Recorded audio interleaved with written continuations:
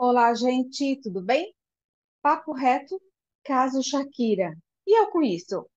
Você pode estar se perguntando, Silvia, o que que eu tenho a ver com o caso da Shakira? Papo reto de hoje traz uma reflexão, na verdade, sobre qual tipo de relacionamento amoroso que nós estamos construindo para nós. Eu sou Silvia Furtado, eu sou psicóloga, sou psicoterapeuta de casal, faço terapia sexual de casal e atendo pessoas solteiras também. Sou especialista em sexualidade humana e eu estou aqui hoje retomando o nosso quadro semanal Papo Reto. Vamos lá. A cantora Shakira, ela vem vivenciando aí dias de luta, né? Após a descoberta aí de uma traição, né, do seu ex-esposo, um jogador aí de futebol, que eles se conheceram na Copa de 2010, quando ela fez aquela apresentação maravilhosa na Copa, né? Foi linda a apresentação dela, foi de tirar o fôlego. Desde lá eles começaram um relacionamento, se casaram, ficaram casados até o ano passado. E aí, por um evento aí de infidelidade, ou vários eventos, enfim, vários impasses, eles se separaram, né? E eles têm dois filhos, um de 7 e outro de 9 anos. E aí eu queria trazer por que que eu estou trazendo agora esse assunto, né? Se é uma separação que já aconteceu ano passado. É porque agora a cantora lançou recentemente uma música, né, onde ela expôs aí, para quem não sabia, né, agora sabe, ela expôs mundialmente, né, a história da traição, fala ali através de metáforas, enfim, mas ela dá boas alfinetadas, né, no ex, na terceira pessoa que entrou na relação. Ou seja, é um impasse que ela vem vivenciando e que muitos relacionamentos, né, vivenciam, que são os episódios de traição. E antes de entrar nessa questão, eu peço para a gente abrir um pouco a mente para isso que eu vou falar. Eles estão divorciados desde o ano passado, e aí tem fontes aí, né, de reportagem de pessoas ligadas à família, diz que a cantora está feliz porque tá tendo apoio dos filhos, né, está num momento difícil ainda, né, amigos dela falam que eles estão travando uma batalha, né, jurídica para conseguir a custódia dos filhos, e isso virou um inferno na vida deles, ou seja, os filhos estão aí no olho desse furacão, né? E segundo essa fonte, tudo que ela quer é, claro, né? Como mãe, boa mãe que ela deve ser, ela quer o melhor para os filhos e está tudo certo, né? E quer mantê-los longe das notícias aí negativas que esse caso está trazendo depois que ela fez essa música, né? E ela fala o quanto é difícil também lidar com tanto paparazzi, tem paparazzi que persegue ela 7 dias por semana, e como isso tem sido difícil. Só que, lançando a música, né, a Shakira vai ficar um pouco mais atropelado, né? Porque, assim, a mídia vai cair mais em cima ainda. Tanto que é que eu estou falando sobre isso hoje, né? E aí muitas pessoas no Instagram estão falando sobre isso, nas redes sociais, estão dizendo que ela fez do limão uma limonada. Mas será que é assim mesmo? Essas reflexões que eu quero trazer. Trata-se de um casal midiático, né? Bastante distante da nossa realidade. E aí, por que que eu estou falando isso? Porque as pessoas tendem a olhar para os casos que acontecem na mídia, que acontecem nas novelas, e começam a fazer a mesma coisa nos seus relacionamentos. Começam a imitar.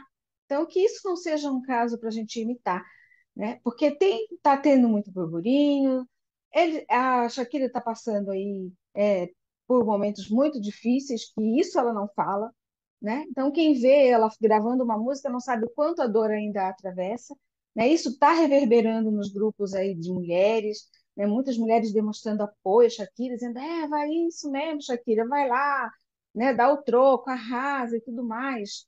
Tudo ótimo. Só que entre a vida dela e nós aqui, simples mortais, há uma grande diferença, né? Primeiro, e o que que eu estou querendo falar com isso? Para que a gente não imite esses casos, não enxergue isso como um exemplo a ser seguido, né? Porque a Shakira, ela é bárbara, ela é completa, uma artista fenomenal, assim, ela é maravilhosa, né? Mas isso ainda está doendo nela. Isso mostra o quanto está doendo nela. Isso está sendo difícil para ela, está sendo difícil para os filhos, está sendo difícil para a família toda que está envolvida, de ambos os lados. E aí, os relacionamentos, o segundo aspecto para a gente pensar, é que os relacionamentos, eles são únicos, porque os nossos relacionamentos, nossos próprios, eles vão ganhando contorno de acordo com as experiências que nós vamos tendo. com aquilo que a gente vai vivenciando durante a nossa vida relacional, com os nossos parceiros, com nossas parcerias. Então, no caso dela, muito provavelmente, no caso de muitos que têm episódios de traição, a traição não cai como um raio de uma hora para outra, não acontece de uma hora para outra. Esse caso de traição vai apontando aí alguns sinais, demonstrando sinais de que essa relação já não estava boa. E a própria cantora fala em entrevistas no ano passado, assim, o quanto ela teve que abrir mão de muitas coisas para se dedicar à família, para se dedicar a ele, porque ele não estava abrindo mão, por exemplo, do time lá acho que é do Barcelona, que ele jogava. Então, ele não abriu mão, ele foi mais enrijecido. Ela foi abrindo mão das coisas, foi abrindo mão de várias coisas, foi criando expectativas, e agora ela foi frustrada com os episódios de traição. E aí isso sim se assemelha aos nossos relacionamentos, né? O quanto a gente vai abrindo mão nas nossas relações pelo outro, pelos filhos, pela família, na expectativa de fazer dar certo, né? E quanto que isso deve ser uma responsabilidade dos dois. Isso devia ser um acordo que deveria estar pautado ali pelos dois, né? Ambos têm responsabilidade no relacionamento, né? Para fazer o relacionamento dar certo, para haver a conexão, para haver intimidade, para haver fidelidade, compromisso, comprometimento.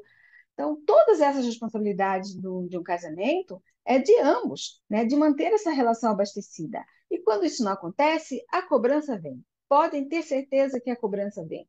E a traição aparece aí como um grito gigante, um sinal gigante de que essa relação ela já estava fracassando, né? Precisava ser repensada, né? Ou para fazer novos arranjos, ou para ajustar a rotina de ambos, né? Para pensar nos planos e projetos individuais, né, de cada casal. Porque o que eu estou querendo dizer com isso? Porque estar numa relação é isso, é pensar que são duas pessoas diferentes que estão numa relação, que têm projetos de vida diferentes, né, muito diferentes no caso deles, mas que esses projetos em algum momento precisam se cruzar, precisam se encontrar lá na frente. Tem um propósito, essa relação tem um propósito, tem um destino final, né? E aí a gente se coloca com uma alteridade. Eu abro mão aqui, você abre mão ali, mas eu não preciso abrir mão de tudo, né? Porque eu enxergo você não precisa abrir mão de tudo só para me satisfazer, porque eu enxergo você como um sujeito de projetos, de desejos, né, de possibilidades. Então, quando a gente enxerga que numa relação tem dois sujeitos e não um sujeito e um objeto, a gente enxerga dois sujeitos de possibilidades. E os dois têm projetos diferentes, mas podemos construir projetos em comum. Então, será que houve projetos em comum construídos nessa relação? Você tem construído projetos em comum no seu relacionamento? Ou você está vivendo de modo pouco empático e sem alteridade, né, de olhar para o outro como uma pessoa que também tem possibilidade de existir, tem voz nessa relação, né, tem posicionamento nessa relação? Porque quando a gente vai abrindo mão de muitas coisas, a gente vai introjetando essa dor, né? E aí nós já aprendemos lá na infância, né, que a gente precisa abrir mão de coisas, que se a gente não abrir mão de coisas, nós não seremos amados, nós precisamos ser perfeitos, nós precisamos agradar as pessoas, e isso tem um preço alto quando a gente começa a se relacionar, a gente começa a se encaixar nas relações para fazer dar certo. Mas a conta chega, mais cedo ou mais tarde essa conta chega. Por quê? Porque nós somos sujeitos racionais, mas nesse momento nós somos tomados pela emoção e por sentimentos.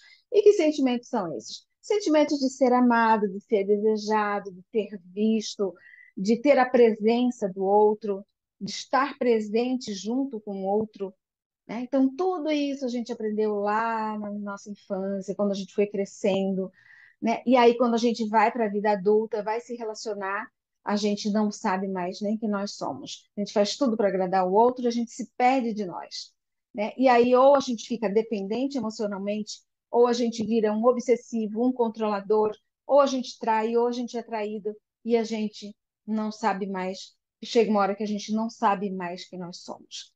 Mas a grande questão que eu quero trazer aqui não são apenas os impasses difíceis que os casais atravessam. A grande sacada está em como os casais enfrentam sair dos seus impasses. Esse é o diferencial. Isso faz com que um casal dê certo e que o outro não.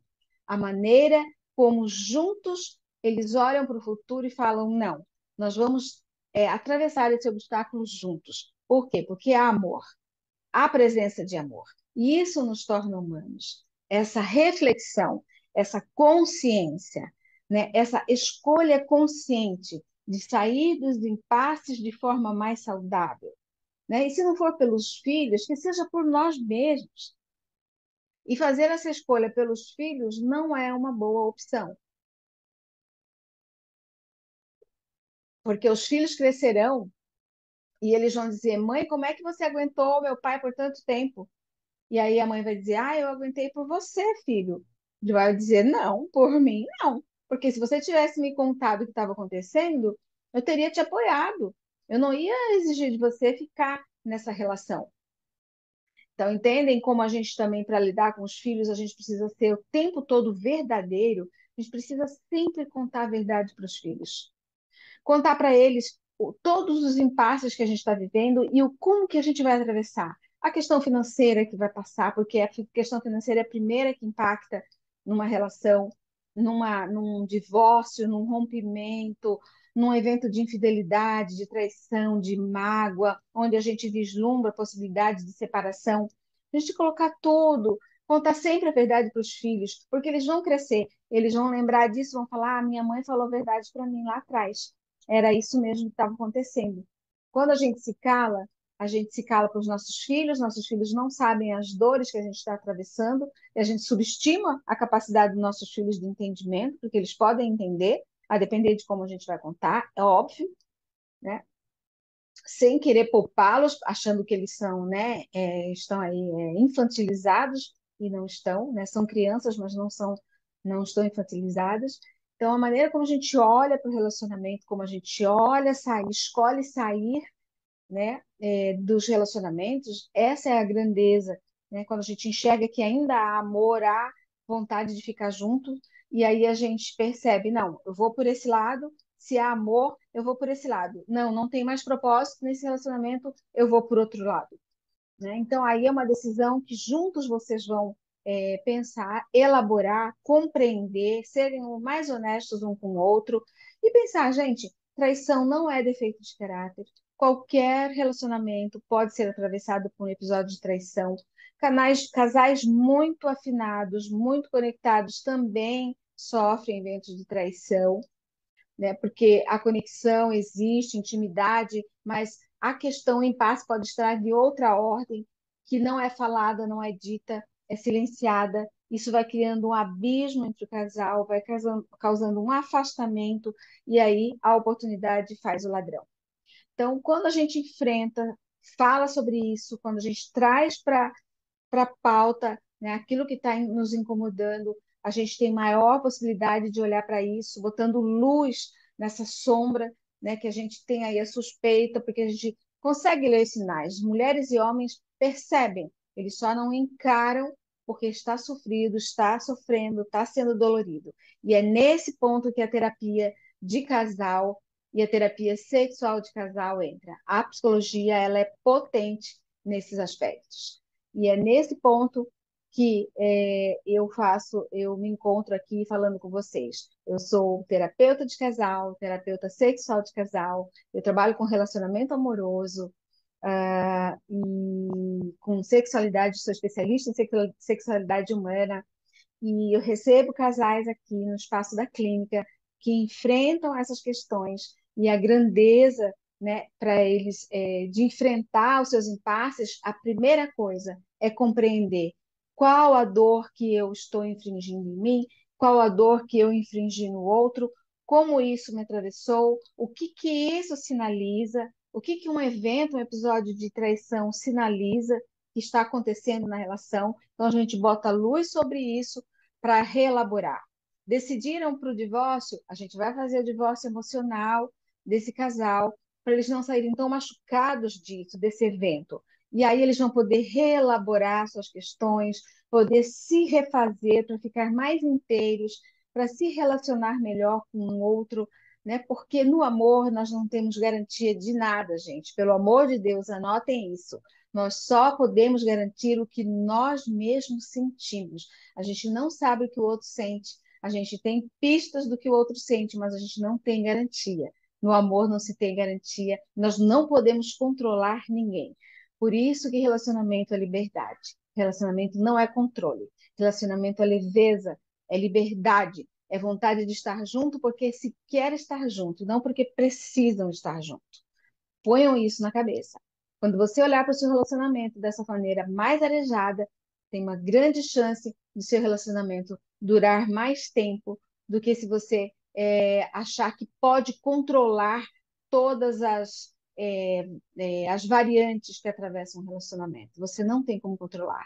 Você pode trazer para a consciência, buscar compreensão, buscar uma terapia, um profissional da psicologia para te ajudar a compreender o que você está passando, né? Fazer a terapia de casal, e aí juntos vocês vão decidir o que fazer.